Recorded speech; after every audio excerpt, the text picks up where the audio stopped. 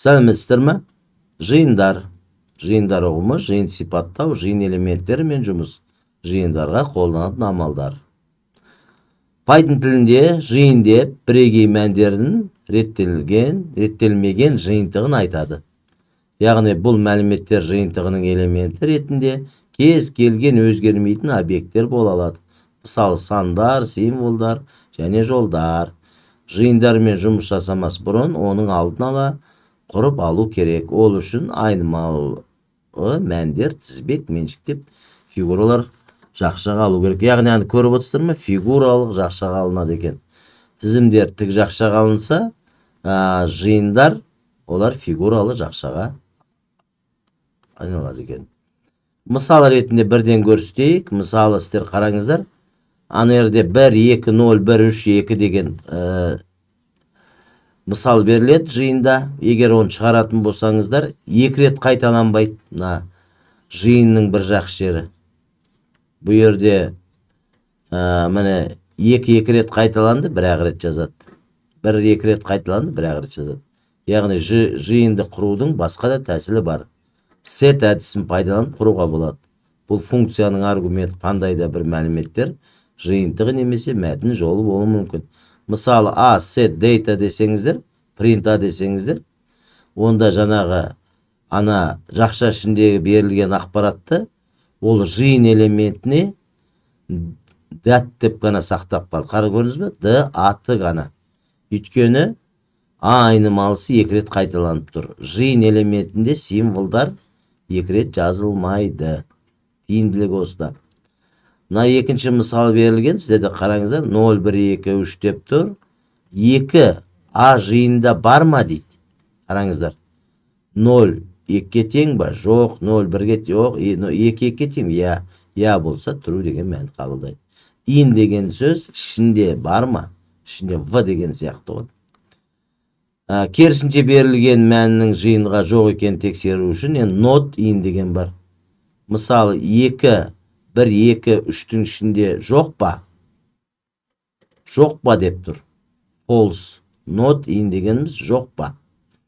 Барлық элементтер таңдау кезінде жаңағыдай 0-дан 1-ден 2-ке дейін десеңіздер, жаңағыдай мәні 0, 1, 2-ні шығарып береді екен.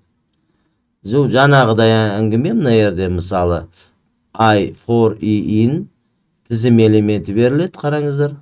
Принтке шығарған кезде оны жиын қып. Ол 0, 1, 2, 3 рет қана орындалады екен. Len дегеніміз жиын элементтерінің ұзындығын анықтайды. 0-дан 3-ке дейінгі сан 4-ке тең болады.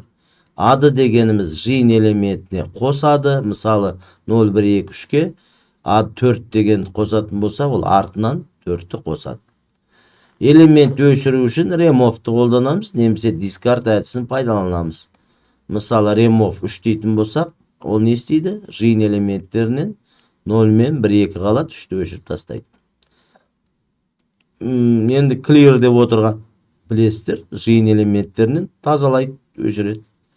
Яғни жиын элементін бәрін өшір дейді. Print десе, жиын элементтер тап-таза болады екен. Немесе керісінше жиын элементтерін тізімге айналдыруға болады. Ол үшін list дегенді қолданасыздар. Жиын элементін орнына қойсақ, оны біз B-ға меншіктеуіміз керек.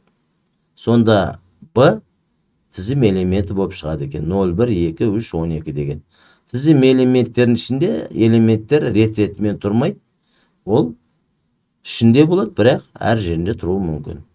Пеналдың ішінде рет-ретімен тұрмайды ғой, ішінде ручка астында болуы мүмкін, үстінде болуы мүмкін деген сияқты. Жиындарға біріктіру, қосу, қиылысу амалдарын қолдануға болады. Енді жаңағыдай әртүрлі 2 жиын біріктіру үшін union әдісін пайдаланамыз. Мына жерде қараңыздар, 0, 1, 2, 3 болады, 4, 3, 2, 1. Екеуінде бірдей сан болатын болса, оны біреу ғана жазылады ғой жиында. Екеуін біріктіреді. Одан кейін жиынның екінші элементін қосу үшін update әдісін қолданамыз. Яғни біз не істеп отырмыз? Жиынына B жиынына апарып қосамыз ғой. Содан кейін бұл жерде де алдыңғы тұрған жиын элементіне update артқы элемент қосады. Сол сияқты деген жаңағы intersection әдісі тұр. О жерде де солай. Бұл жерде жоқ элементті қосады. Жоқ элемент. Мысалы 0, 1, 2, 3 жаңағыдай 4, 3, 2, 1. Яғни екеуінде бірдей кездесетін элемент болатын болса, екеуінде бірдей кездесетін элемент болса, жоқ элементтерін не істейді екен? Екеуінде қайталанбайтын жазбайды да, екеуінде қайталанатын элементтерді жазып шығарады екен. А жиында 1 бар, Б жиында 1 бар. Яғни 1 жазады. Анда 2 бар, 2 бар, 2 жазады, 3 бар, 3 жазады екен. Ал жоқ элементті алып тастайды дедім. Енді мына жерде сіздер дифференция деген әдіс ұсталып тұр. Функцияның екінші жиыны үшін бірегей болып табылатын ондағы жоқ элемент табуға мүмкіндік береді. Мысалы, жаңағы 0, 1, 2, 3, 4 Б жиында 4, 3, 2, 1. Дифференция деп жазатын болсаңыз, принтес жаңағы 0-ды шығарып береді екен. Жаңағы көріп отырсыздар. Мына рахмет, сау болыңыздар.